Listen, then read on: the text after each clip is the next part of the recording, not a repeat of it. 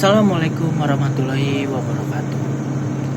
Perkenalkan, nama saya Marsandi Rulian. Saya dari kelas 07 TPLP 009. Pada video kali ini saya akan menjelaskan tentang kasus pelanggaran Undang-Undang ITE khususnya muatan perjudian online yang diatur dalam pasal 27 ayat 2 Undang-Undang Informasi dan Transaksi Elektronik. Di sini saya akan menjelaskan singkat tentang Undang-Undang ITE, asas dan tujuan. Dan Undang-Undang ITE adalah undang-undang yang mengatur pemanfaatan teknologi, informasi, dan transaksi elektronik di Indonesia. Undang-undang ITE itu memiliki beberapa asas penting, yaitu ada kepastian hukum, itikat baik, dan kehati-hatian. Kepastian hukum itu agar masyarakat terlindungi saat menggunakan teknologi. Itikat baik itu setiap pengguna internet itu harus bertindak jujur dan tidak merugikan orang lain. Dan kehati-hatian itu masyarakat harus berhati-hati saat membuat, mengirimkan, dan menyebarkan informasi di dunia digital. Tujuan Undang-Undang ITE itu memberikan perlindungan hukum pada masyarakat di ruang digital, terus mencegah penyalahgunaan teknologi, dan yang ketiga itu menjaga keamanan, ketertiban, dan etika dan penggunaan internet di Indonesia. Kasus pelanggaran Undang-Undang ITE perjudian online pasal 27 ayat 2. Kasus yang saya pilih adalah kasus perjudian online, yaitu kegiatan judi yang dilakukan menggunakan aplikasi situs web, media sosial, dan layanan elektronik lainnya.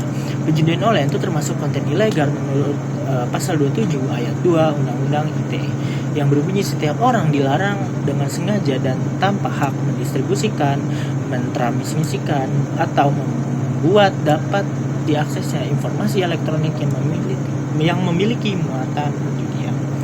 Jadi artinya siapapun yang membuat atau menyediakan, mengiklankan atau menyebarkan link judi online itu sudah termasuk pelanggaran.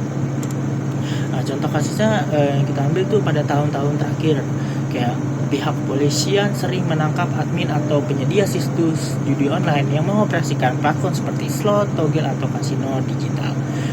Biasanya tuh pelaku membuat situs mengiklankan melalui Facebook, WhatsApp, TikTok, atau Telegram, atau aplikasi lainnya. Kemudian menarik keuntungannya itu dari si pemainnya itu. Jadi apa sih masalah hukumnya? Jadi perjudian online itu melanggar Undang-Undang ITE karena menyebarkan informasi elektronik yang berisi konten judi. Selain itu juga melanggar KUHP tentang perjudian. Jadi siapa sih yang dirugikan? Yang pertama itu ada masyarakat. Masyarakat itu yang bisa kecanduan dan mengalami kerugian finansial. Yang kedua itu ada negara, karena judi online itu sering terkait kejahatan lain atau money laundering. Yang ketiga itu keluarga korban, karena banyak orang yang berhutang akibat judi online.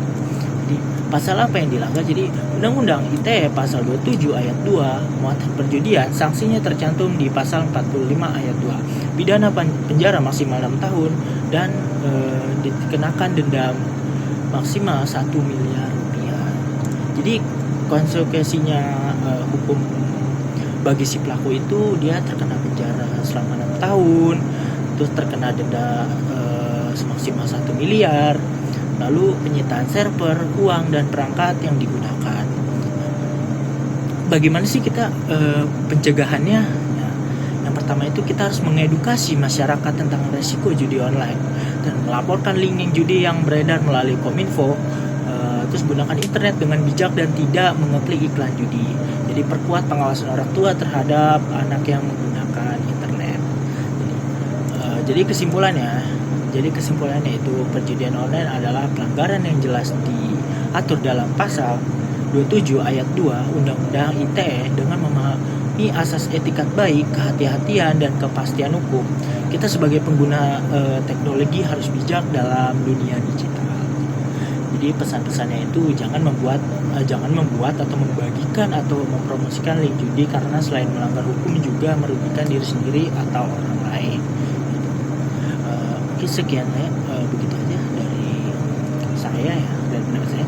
Terima kasih sudah menonton video ini, semoga bermanfaat dan bisa menjadi pengingat kita semua untuk selalu menjaga etika digital. Wassalamualaikum warahmatullahi wabarakatuh.